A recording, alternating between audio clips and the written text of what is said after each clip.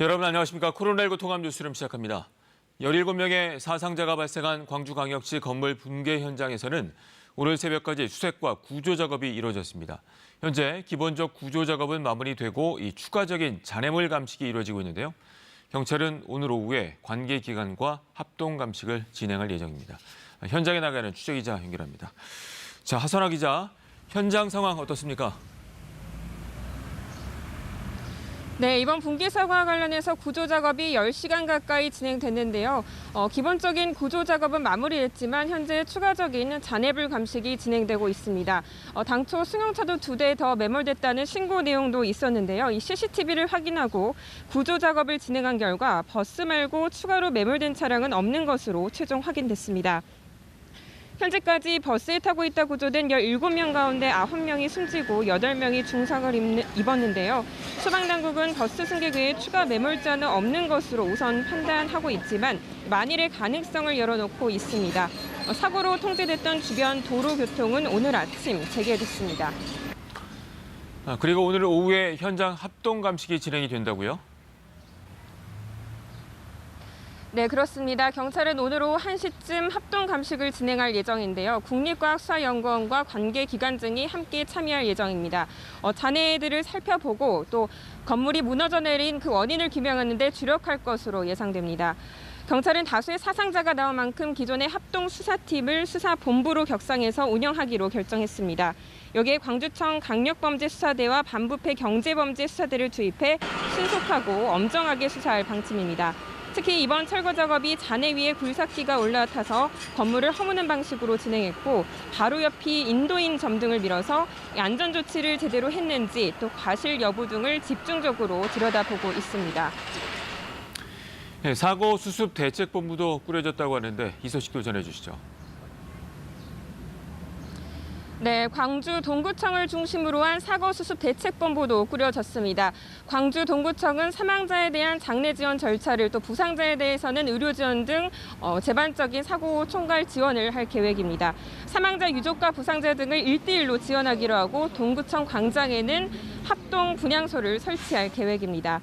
한편 전해철 행안부 장관은 어젯밤 현장을 찾아서 사고 상황을 보고받고 사고 수습에 만전을 기해달라고 당부했습니다.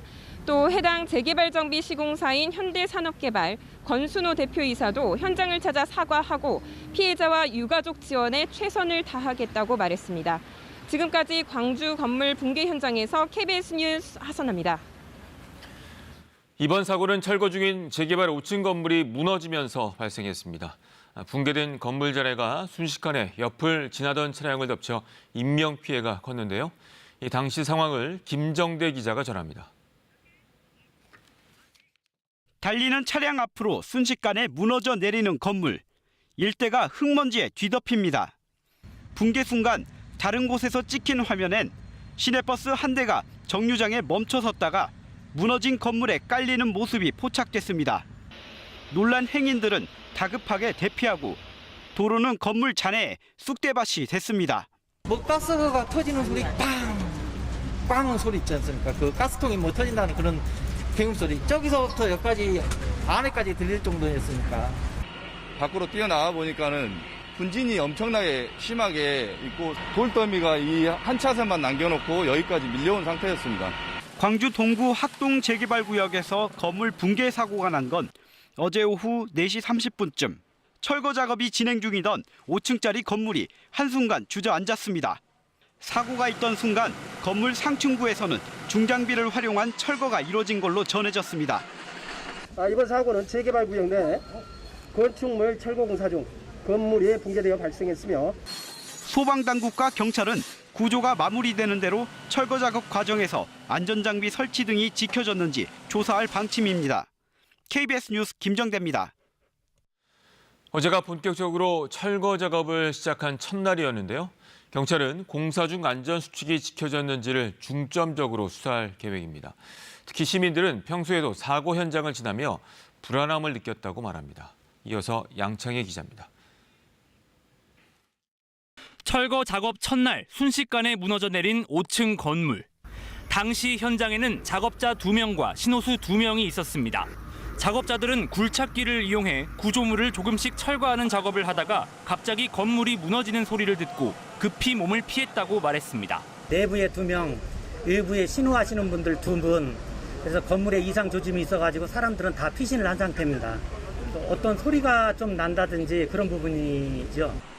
철거 작업이 이뤄진 재개발 구역 일대는 지난해부터 아파트를 짓기 위한 공사가 진행 중이었습니다. 시민들은 평소에도 사고 현장을 지나며 불안함을 느꼈다고 말합니다. 저도 실은 약간 2시간 전에 저쪽을 걸어왔었거든요. 산책하면서 걸어왔었는데 저 건물을 보면서 속으로 그랬어요. 야, 저거 무너지겠다. 장치가 너무 허술하고 천으로 가린 거였거든요. 광주경찰청은 전담 수사팀을 꾸리고 수사에 착수했습니다. 경찰은 현장 관계자와 목격자 등 5명을 대상으로 사고 경위에 대한 진술을 들었습니다. 공사 현장에서 안전수칙이 지켜졌는지와 업무상 과실이 있었는지를 집중적으로 조사하고 있습니다. 경찰은 오늘 국립과학수사연구원과 현장 합동감식을 벌일 예정입니다. KBS 뉴스 양창입니다. 다음 소식입니다. 코로나19로 사실상 막혔던 해외여행길이 이르면 다음 달부터 단계적으로 풀립니다. 정부가 2차 백신까지 다 맞으면 싱가포르와 타이완 등 방역 우수 국가에 격리 없이 다녀올 수 있게 하는 방안을 추진합니다. 보도에 이지은 기자입니다. 연 인원 9천만 명이 국제선을 탔던 인천공항은 코로나19 이후 개점 휴업 상태였습니다. 목적지 없이 오가는 무착륙 관광 비행에 기내식을 파는 음식점이 생길 정도로 억눌린 해외여행에 대한 수요는 적지 않았습니다. 여행 가는 느낌도 나고 기내 비행기 안에서 옛날에 먹었던 추억도 나고 그래서 전 좋은 것 같습니다. 이런 여행 수요에 백신 접종의 속도가 붙으면서 정부가 트래블 버블을 추진합니다. 우리말로 하면 격리 면제 여행 권역인데요. 코로나19 감염 위험이 낮은 나라들을 거품, 그러니까 이런 안전막으로 비유해 그 안에서 자유롭게 오가게 한다는 겁니다. 핵심은 그동안 여행을 가로막았던 2주 자가격리를 면제해 주는 겁니다. 거론되는 나라부터 볼까요?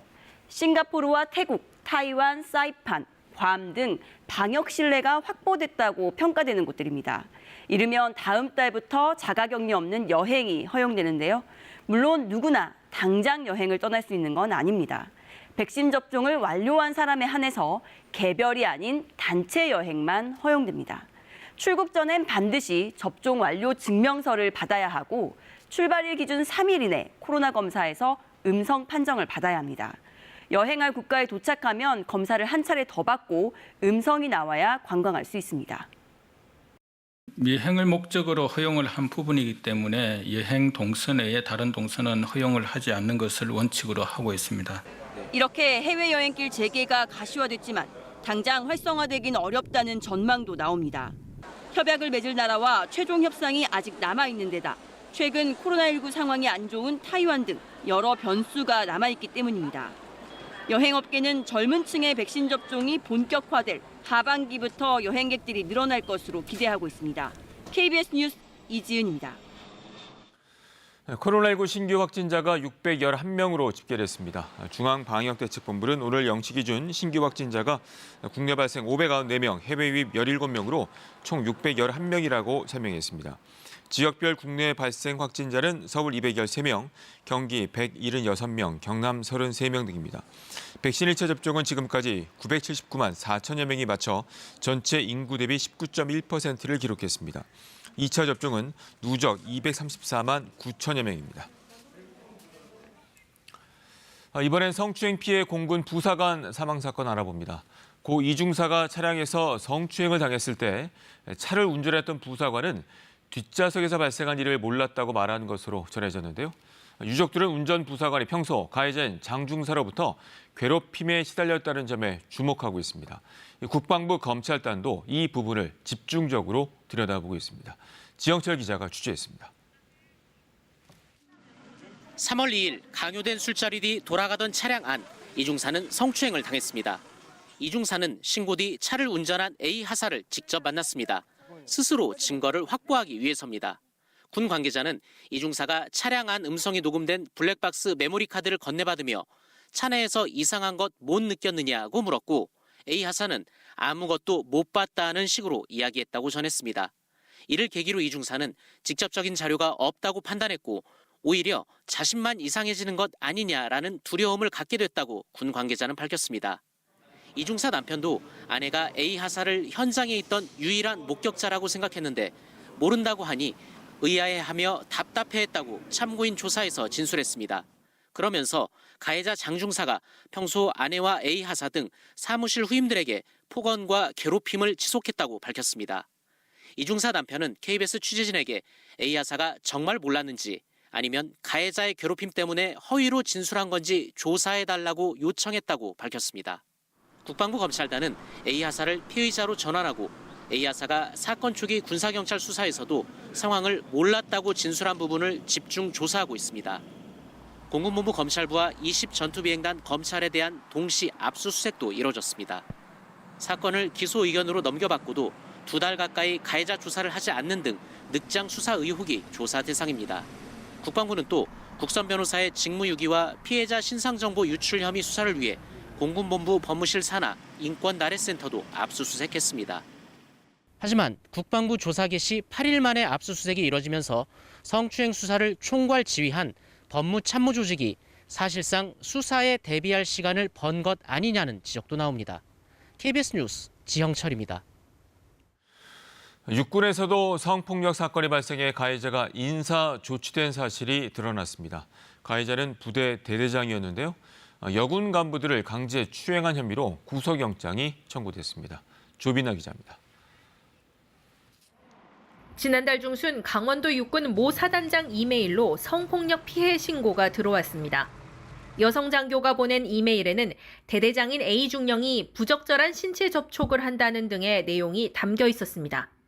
사단장은 이튿날 가해자로 지목된 A 중령의 출근을 금지하고 육군 본부에 보고했습니다. 육군은 곧바로 A 중령을 보직 해임하고 다른 부대로 인사 조치했습니다. 상황의 엄중함을 고려해 수사에는 육군 중앙수사단이 투입됐습니다. 조사 결과 여성 부사관 2명의 피해 사실도 추가로 확인됐습니다. 육군 검찰은 어제 강제추행 등의 혐의로 A 중령에 대해 구속영장을 청구했습니다. 육군 검찰은 A 중령이 대대장 신분이었다는 점을 고려해 추가 피해자가 더 있을 가능성을 염두에 두고 수사하고 있습니다. KBS 뉴스 조빈나입니다. 부동산 투기 의혹만으로 당을 떠나라는 결정에 일부 의원들이 받아들일 수 없다며 공개 반발하면서 민주당은 어제 하루 종일 어수선했습니다. 국민의힘은 조사 권한을 둘러싼 논란에도 불구하고 감사원에 소속 의원들에 대한 부동산 조사를 의뢰했습니다. 보도에 노태영 기자입니다. 먼저 당을 생각해달라고 지도부가 밝혔지만 탈당할 수 없다는 민주당 내 일부 의원의 반발은 이어졌습니다. 권익위의 즉각적인 수사 의뢰 철회와 정중한 사과를 재차 촉구합니다. 신속하게 수사를 개시해 진실을 명명백백하게 밝혀주시기를 바랍니다. 탈당을 거부하면 징계할 수 있다는 의견이 나오자 김한정 의원은 협박하는 거냐고 반발했고 우상호 의원은 빠짐없이 참석하던 이한열 열사 추모식에 불참했습니다. 이어지는 파장에 송영길 대표는 우상호 의원 사례를 들어 권익위 조사에 한계를 거론하기도 했습니다. 권익위의 부실한 조사에 온 것에 어쩔 수 없이 스스로 밝히고 돌아오라 보내는 저의 심정이 너무 마음이 아팠습니다. 지도부가 개별 의원들을 설득한다는 게 당 내부 기류, 화살은 국민의힘으로 향했습니다. 이재명 경기지사, 정세균 전 총리, 박용진 의원 등 민주당 대권 주자들도 국민의힘의 감사원 조사 요청을 비판했습니다. 국민의힘은 국회의원이 감사원 감사 대상이 아니라는 조사 권한 논란에도 불구하고 밝혔던 대로 소속 의원에 대한 부동산 투기 조사를 감사원에 의뢰했습니다. 공정하고 전문적이기만 하다면 어디든 상관없다고 맞받았습니다. 그 법적 시비와 관계없이 저희들은 감사원이 그 전문성을 활용해서 저희들에 대해서 철저히 조사를 해달라 이렇게 조사 의뢰를 하고 있는 것입니다. 감사원은 규정을 검토해 곧 결론을 내겠다고만 밝혔습니다. 국민의힘을 제외한 정의당과 국민의당, 열린민주당 등 비교섭단체 5개 정당은 권익위에 소속 의원 부동산에 대한 전수조사를 의뢰했습니다. KBS 뉴스 노태영입니다. 이번엔 KB증권 연결해서 오늘의 주식시장 알아보겠습니다. KB증권입니다. 뚜렷한 방향성이 부재한 상황에서 국내 증시는 눈치 보기 장세가 이어지고 있습니다. 코스피가 보합권에서 등락하고 있고 코스닥은 개인과 외국인의 매수세에 오름세입니다. 이 시각 현재 코스피는 1포인트 상승한 3,217.18에 코스닥은 6.81포인트 오른 985.6에 거래되고 있습니다. 전일 미국 증시는 물가 지표에 대한 경계감이 지속되며 주요 지수가 일제히 하락 마감했습니다. 코스피는 개인의 매수세에도 기관과 외국인이 매도에 나서며 등락을 거듭하고 있습니다. 만도가 물적 분할 이슈로 장 초반 급락하고 있고 최근 대형 선박 수주에 잇따라 성공하며 급등락을 거듭하고 있는 HMM이 약세를 보이고 있습니다. 반면 올해 계열사들의 상장을 앞두고 있는 카카오가 나흘 연속 상승하고 있고 해외여행 기대감에 전일 급등했던 하나투어가 이틀째 강세를 이어가고 있습니다. 이 시각 현재 달러화에 대한 원화 환율은 1,115원 50전에 거래되고 있습니다. 지금까지 KB증권이었습니다.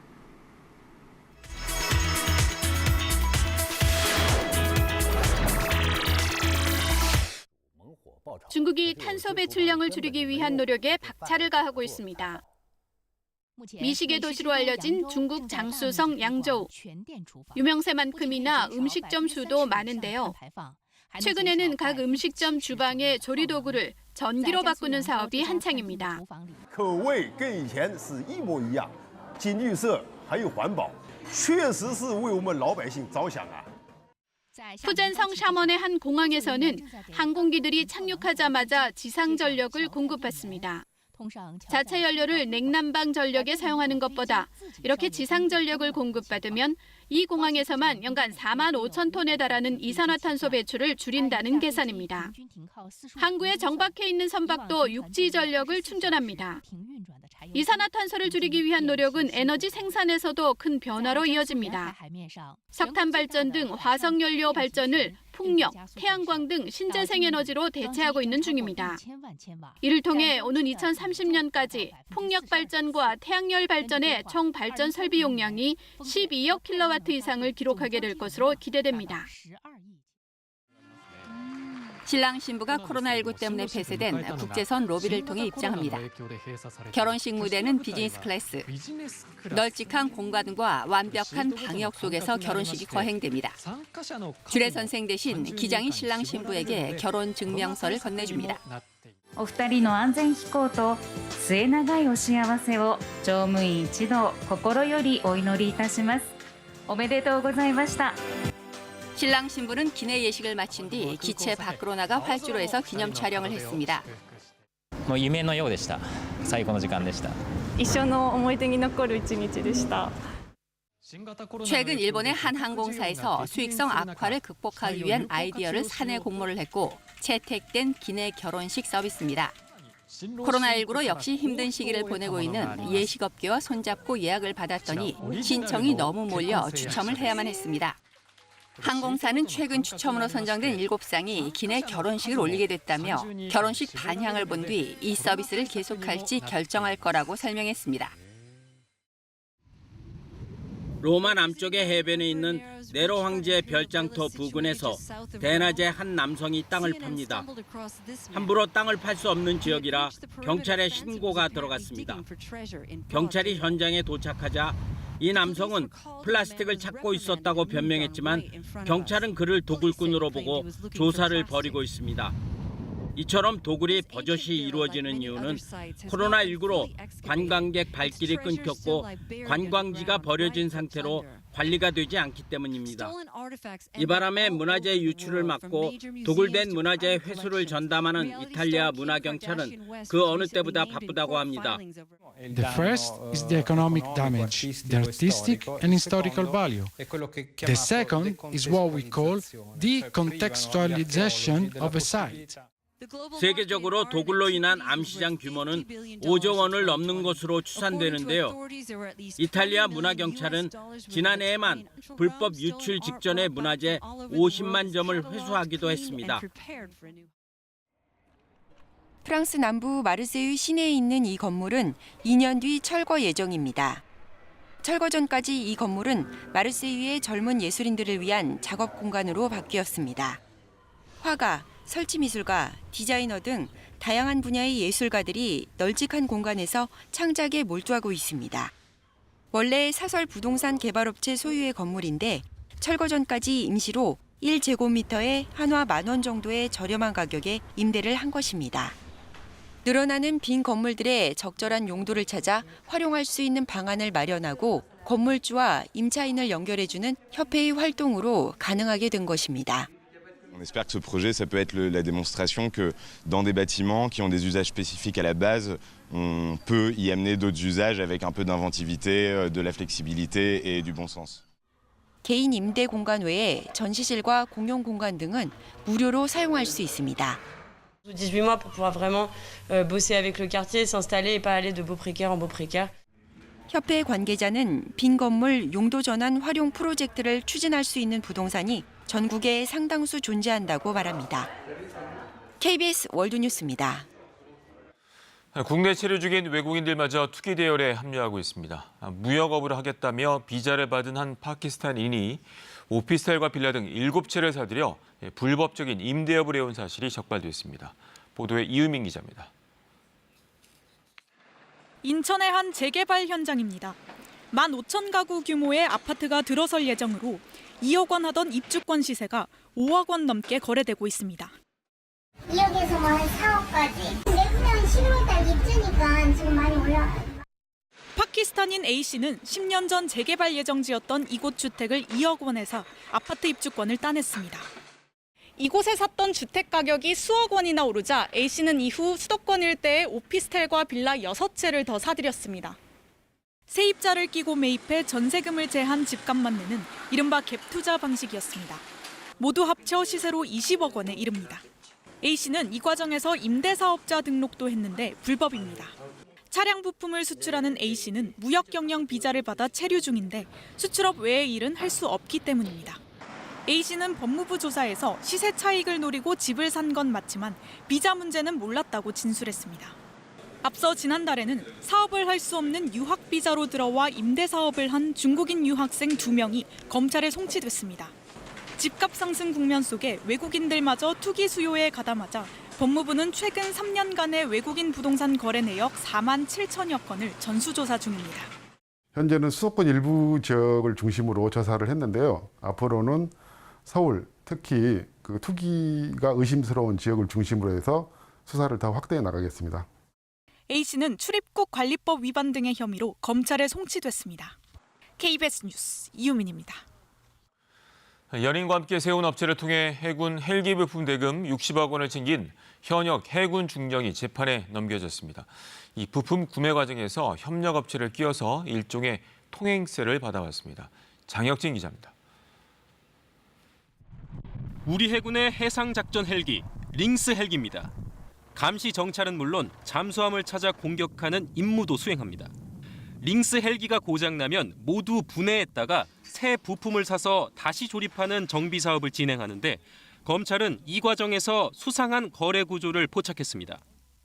통상적인 거래라면 해외 부품 공급사에서 정가를 주고 정비회사가 부품을 사오는데 중간에 한 협력업체가 끼어서 정비회사인 대한항공으로부터 납품 대금을 받아오고 있었던 겁니다. 알고 보니 이 업체의 대표는 해군 군수사령부 A중령의 연인인 B씨였고 둘이 함께 세운 회사였습니다. 대한항공은 이 업체에 부품 비용으로 1년여간 63억 원을 냈는데 정가보다 33억 원 비싼 금액이었습니다. 일종의 통행세였던 겁니다. 검찰은 지난 3월 대한항공 본사를 압수수색하고 A중령과 연인 B씨를 뇌물수수 혐의 등으로 구속해 재판에 넘겼습니다. 대한항공의 정비사업 사후 승인이나 관급자재 지원 등을 해주는 대가로 납품 대금을 챙겼다는 게 검찰의 수사 결과입니다. A중령의 회사를 협력업체로 등록한 대한항공 군용기 공장 상무 등 3명도 뇌물공여 혐의로 기소됐습니다. A중령과 B씨는 이렇게 챙긴 돈으로 호주의 주택 등을 구입했는데 법원은 해외에 숨긴 14억 원에 대해 추징 보전을 명령했습니다. 한편 대한항공은 A중령과 협력업체 간 관계를 전혀 알지 못했고 부정한 청탁도 하지 않았다라고 밝혔습니다. KBS 뉴스 장혁진입니다. 목화 섬으로 만든 천연 섬유를 소창이라고 하는데요. 최근 친환경 섬유에 대한 관심이 커지면서 강화에서 생산되는 소창이 다시 주목받고 있습니다. 박재우 기자가 취재했습니다. 목화섬에서 뽑은 실을 짜고 있는 50여 년 소창장인 김창현 씨. 원사를 깨끗하게 세척하고 풀을 먹여 사나흘 햇볕에 말린 뒤 직조를 하는 모든 공정을 직접 손으로 하는 힘든 작업. 인건비를 줄이기 위해 부인과 딸과 함께 셋이서 강화 소창의 명맥을 이어가고 있습니다. 최근에는 이제 무형광 제품을 많이 원해요. 90% 정도는 무형광 제품으로 다 이제 바꿨어요. 김 씨와 같이 현재 강화도에서 소창을 생산하고 있는 공장은 모두 7곳. 가장 번창했던 1970년대 130여 곳에 비해 크게 줄었습니다. 그러나 천연 면직물이 인기를 끌면서 강화 소창의 역사를 배우고 직접 체험해 볼 수 있는 체험관에 이어 최근에는 다양한 제품을 구경하면서 구매할 수 있는 전시관도 문을 열었습니다. 위생적인 그런 생활 소품으로 많이 사용되는 제품들을 전시해놨습니다. 관광객들은 발사계와 기저귀, 손수건 등 천연 섬유로 만든 생활용품에 큰 관심을 보였습니다. 기분 좋아요. 맨날 이 화학섬유 이런 거 쓰다가 이렇게 천연적인 이런 섬유를 만지는 촉감도 좋고요. 23수로 짜져 일반 면보다 가볍고 통기성도 좋아 빨리 마르고 세탁할수록 부드러워지는 강화 소창. 전통 방식의 친환경 천연 면직물이 다시 주목받고 있습니다. KBS 뉴스 박재우입니다. 오늘 밤부터 내일까지 전국에 비가 내리면서 더위는 주춤하겠습니다. 어제는 서울이 31.6도로 올해 들어 가장 높은 기온을 기록하며 더웠는데요. 오늘은 전국 대부분 지방의 낮 기온이 어제보다 2도에서 5도 정도 낮겠고 내일은 서울이 26도 등 25도 안팎에 머물겠습니다. 오늘 오후에 경기 북부와 제주도부터 비가 시작돼 밤에는 수도권과 충청, 전라도에 비가 내리겠습니다. 내일 새벽에는 전국으로 비가 확대되겠는데 특히 내일까지 전남 해안과 지리산 부근, 경남 남해안과 제주도에는 시간당 30mm가 넘는 장대비가 쏟아지면서 최고 100에서 200mm의 많은 비가 내릴 것으로 예상됩니다. 오늘은 차츰 흐려지겠습니다. 낮 최고 기온은 서울과 전주가 29도, 강릉이 25, 부산이 27도로 어제보다 낮겠습니다. 날씨 전해드렸습니다. 코로나19 통합 뉴스를 마칩니다. 고맙습니다.